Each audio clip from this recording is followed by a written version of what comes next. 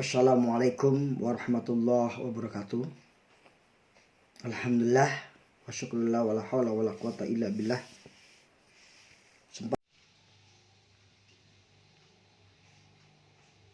Kenapa doa kita, kenapa cita-cita kita belum terkabul? Mungkin karena kita simpel saja, karena kita belum betul-betul curhat kepada Allah. Curhatlah kepada Allah di atas sajadah di sepertiga malam. Inilah gaya hidup seorang muslim yang mengedepankan 80% urusannya kepada Allah dan 20% urusannya terhadap otaknya atau akalnya.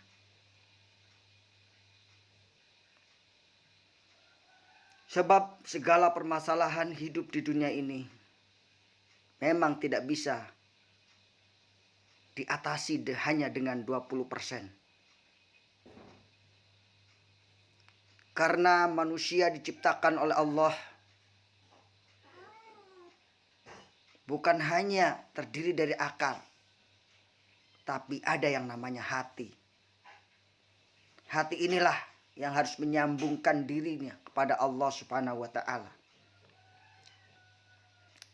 Dan hati inilah yang bisa kita jadikan alat curhat kepada Allah.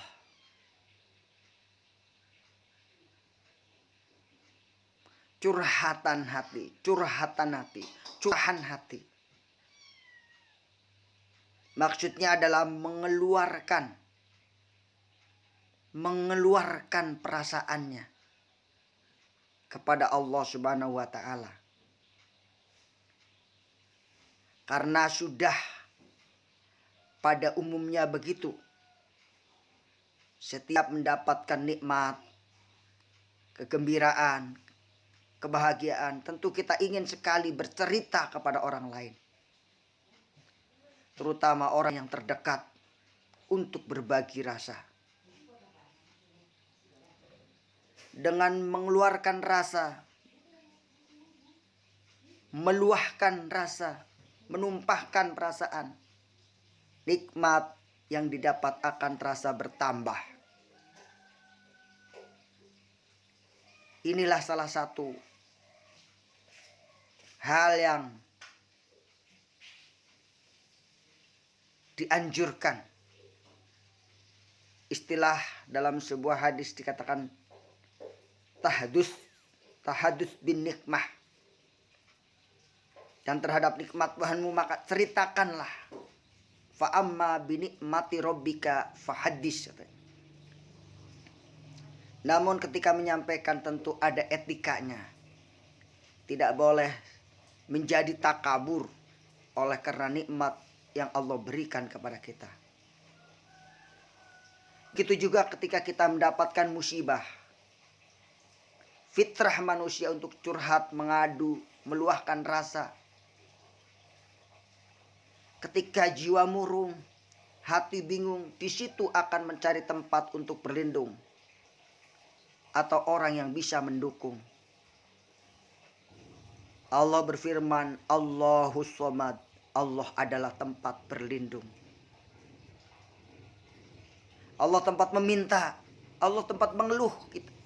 Allah tempat curhat kita. Ketika kita perlu meluahkan rasa, mengeluhlah kepada Allah. Jika mengeluh kepada seorang, maka pada orang yang dipercaya. Dengan curhat, maka peristiwa yang menimpa berupa kebingungan, kesusahan akan menjadi ringan. Kesedihan menjadi berkurang. Kebutuhan menjadi lapang. Kepedihan menjadi terobati. Dan kedukaan menjadi terhibur. Tapi ingat, tempat curhat kita sesungguhnya adalah iyyaka na'budu wa iyyaka nasta'in.